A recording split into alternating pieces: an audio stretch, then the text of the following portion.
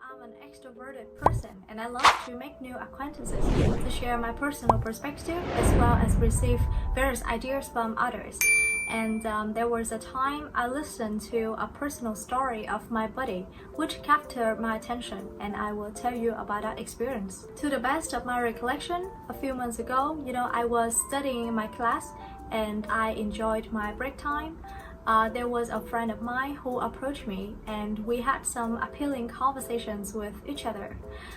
She told me her personal story that in the past, she used to have a severe argument with her parents because of the generation gap, and they didn't have a holistic perspective about each other's personality.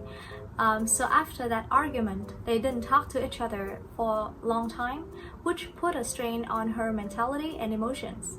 However, she tried to consume knowledge from psychology, and finally she realized that she could be the person who breaks the ice and make up with her parents.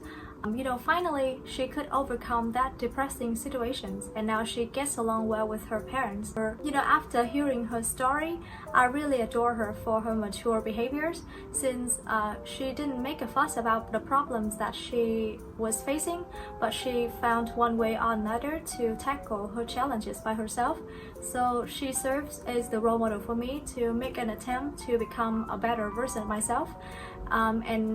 I told myself that whenever I encounter some issues, I have to rely on my own ability to address my problems instead of leaning towards others, because sometimes we can be depressed from others' opinions and advice, which can confuse us. First question: do young children like the same stories as older children? Well, I think there is a substantial difference between the stories selected by young and older children. When they are young, they are innocent and they have a thing for some simple or adorable stories, illustrating different things about their ordinary lives. However, when they get older, their perspective towards life has been significantly improved, so they gradually change their mindsets.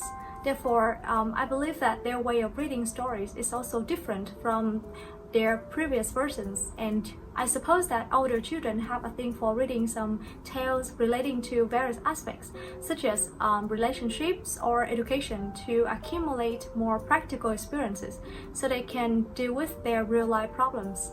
The second question is, how has technology changed storytelling? I suppose that technology has considerably altered the way children perceive stories.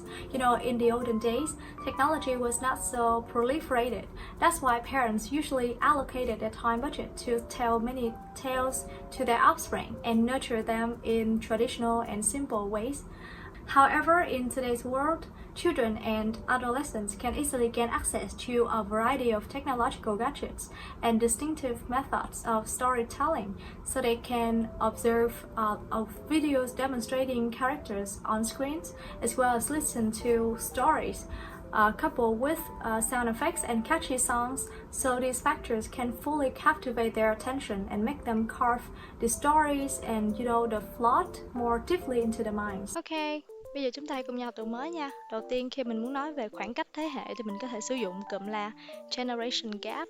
Thường là người già và người trẻ thì sẽ có cái khoảng cách thế hệ. Vậy thì mình sẽ nói là there is a generation gap between the young and old people. Tiếp theo chúng ta sẽ có một cụm đó là have a holistic perspective about something, có nghĩa là có một cái hiểu biết toàn diện. Holistic ở đây nó tương đương với comprehensive, có nghĩa là toàn diện. Tiếp theo chúng ta sẽ có thể nói là make a fuss about something.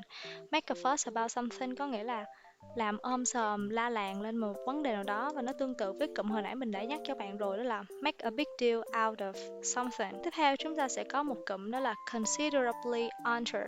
Alter ở đây là thay đổi, vậy thì considerably alter có nghĩa là thay đổi một cách đáng kể, hoặc là chúng ta có thể nói là significantly change something. Cuối cùng chúng ta sẽ có couple with, có nghĩa là được đính kèm, đi kèm với cái gì đó, và nó tương tự với associated with something.